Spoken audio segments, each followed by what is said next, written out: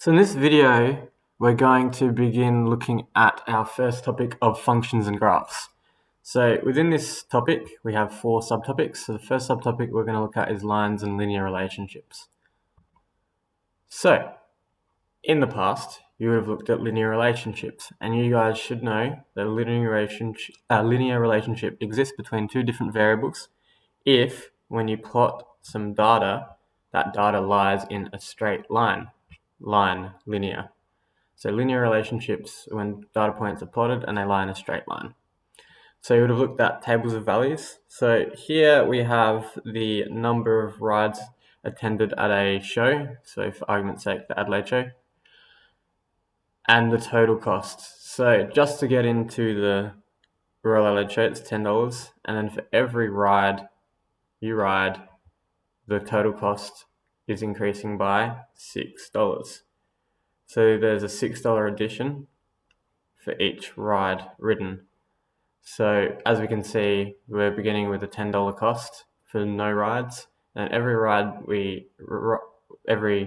ridden increases our total cost by $6. So there's that constant addition of 6, and when you plot that data, it makes a straight line. Now we can write equations from our data or from our graph, and we'll look at this in more detail, but the general equation of a straight line is y equals m, which is the gradient or slope of the line, x plus c, where c is the y-intercept. So I'll recap that on the next slide.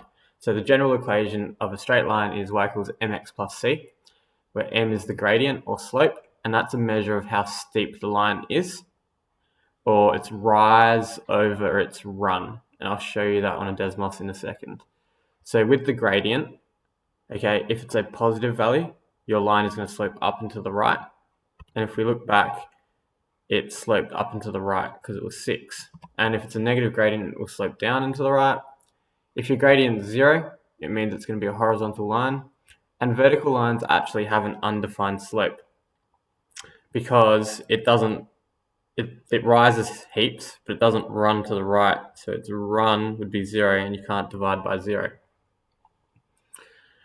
So I will show you on Desmos in a second, but one more thing is that the c value is the y-intercept of the line, and that's where it cuts the y-axis, which I'll demonstrate on Desmos. And you can actually calculate the gradient of a line. So the gradient of a line is just a measure of how far it rises on the y-axis. So it's you can calculate the gradient by doing I'll show you in a minute, y2 take y1, so how far it's risen, over how far it's run to the right. So on Desmos, the general equation of a straight line is y equals mx plus c. And if we add sliders, so you guys definitely have played around with Desmos in the past. So the c value gives us our y-intercept. So if we have a c value of 2, it's going to have a y-intercept of 2. It's where it cuts the y-axis. C value of 5, it's going to cut the y-axis at 5. So the c value controls where it's going to cut the y-axis. So if it was negative 2, it's going to cut it at negative 2. Now, m is the gradient. So as I said, if it's a positive number, it's going to slope up and to the right, and the larger the gradient, the steeper the slope. And then likewise, if it's a negative gradient, it's going to, 0, it's going to be a horizontal line, and then if it's negative, it's going to slope down to the right. And the larger the negative number, the larger the gradient or slope. Now, often it's written as a rise over a run, so it might be something like 3 over 2. So what this actually means is the top number is your rise.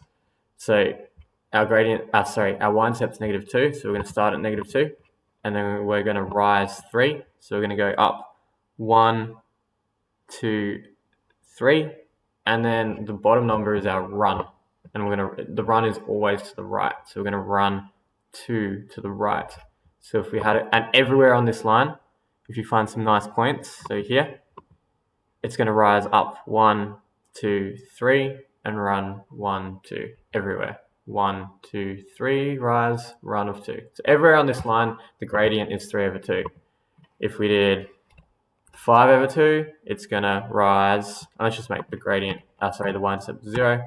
So it's going to start here and it's going to rise 1, 2, 3, 4, 5 and run 2. It's going to go up 5 and across 2. So that's the gradient.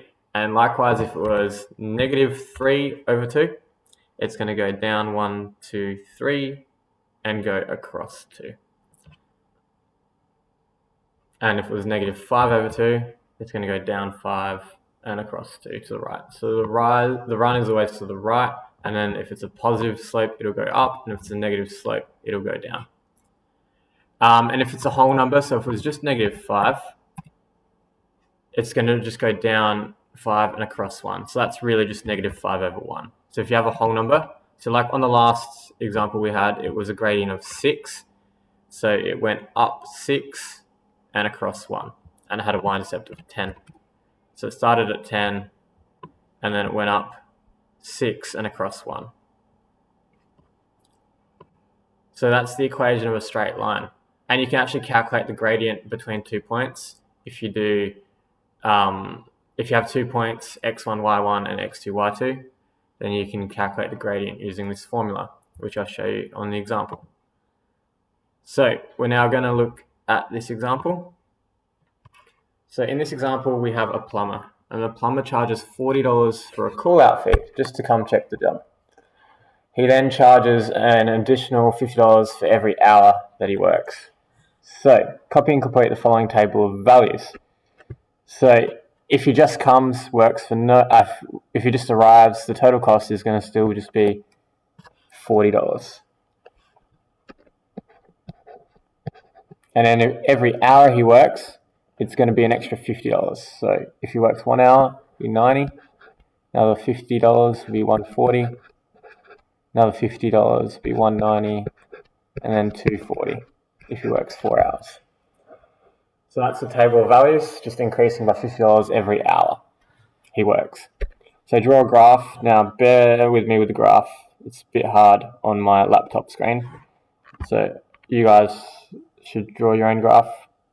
Important things when drawing graphs, you need to use a ruler, label your axes with appropriate labels. So on our x-axis we have the number of hours.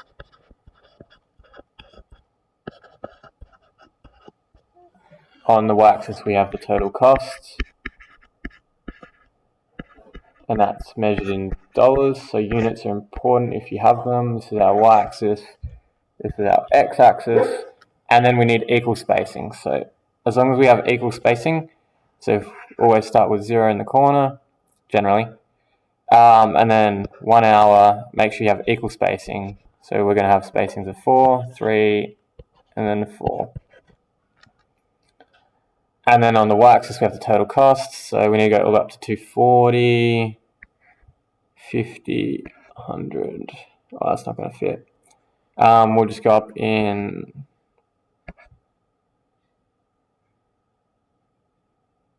stuff it. What do we need? We'll go up in 40s. That'll fit. 40, 80, 120, 160, 200, 240.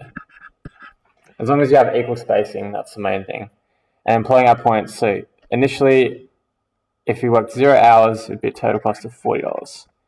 If he or she, the plumber, works 1 hour, it'll be $90. So 100's smack bang in the middle between 120 and 80, so 90 will be in between those two. And then 2 hours is 140, which is here. 3 hours is 190, which is here. And then 4 hours is 240, which is here. And then draw a nice straight line between the points.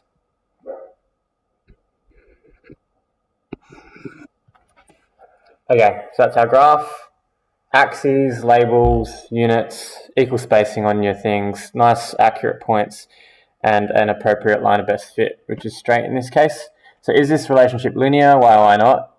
Yes, it is linear because the points plot a line in a straight line.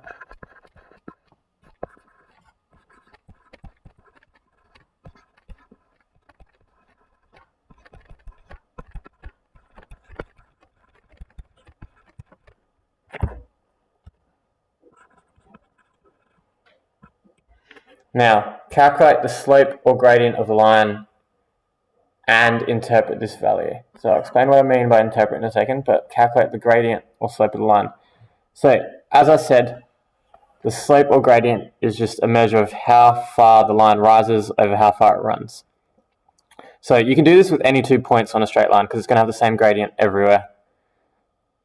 So let's just pick, I'm just going to pick the 2 endpoints, but you can do it anywhere. So you don't need to draw this, I'm just drawing this on here. So basically, I'm going to label this point here. This point here is 0, 40, because we always label x first. So that point there is 0, 40, and this point here is 4, 240.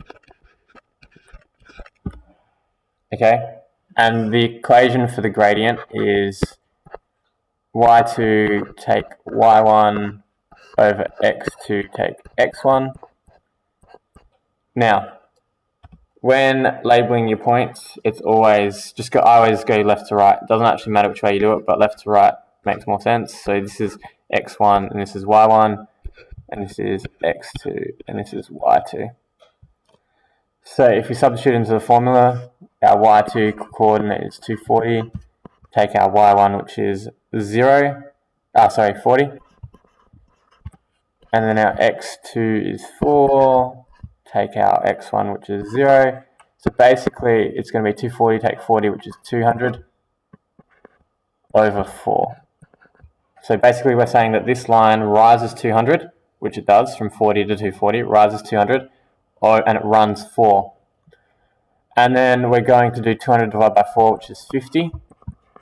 So basically what we're saying is that the gradient of this line is 50, or 50 over 1. It rises 50 for every 1 hour, which is what it does. That's exactly what the gradient is. The price, and then interpret this value. So interpret this value just means to write a sentence. So basically, what does this 50 mean? It means that the plumber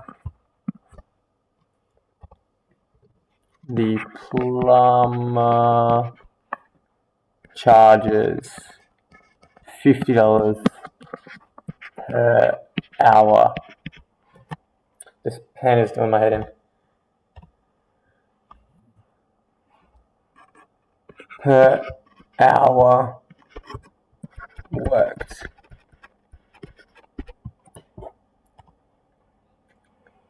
So hopefully that makes sense. That's the gradient of that line. So state the y-intercept. Well, intercepts the y-axis at 40, and then interpret that value. So what does this mean, this $40? So the plumber has a call-out fee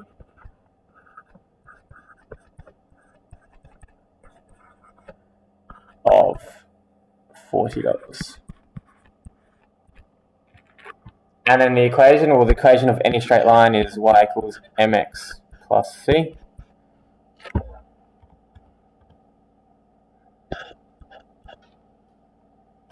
I don't know why it keeps changing slide, apologies. So the equation is y equals, and our m is 50, x plus our c value, which is 40. So that's the equation of our straight line. Y equals 50x plus 40. And we can use our equation to make predictions. So use the equation to calculate the cost of the plumber if he works for 3.5 hours. So if he works for 3.5 hours, that'll be smack bang here. So that means our x value will be 3.5. And if we go back to our equation, so we're going to replace our x with 3.5. So to work out our cost, it'll be y equals 50 multiplied by 3.5. We're just replacing our x with 3.5 plus 40. And if we calculate that, 50 times 3.5, 50 times 3 is 150, so 175 plus 50 times 3.5 plus 40 gives us a total cost of $215.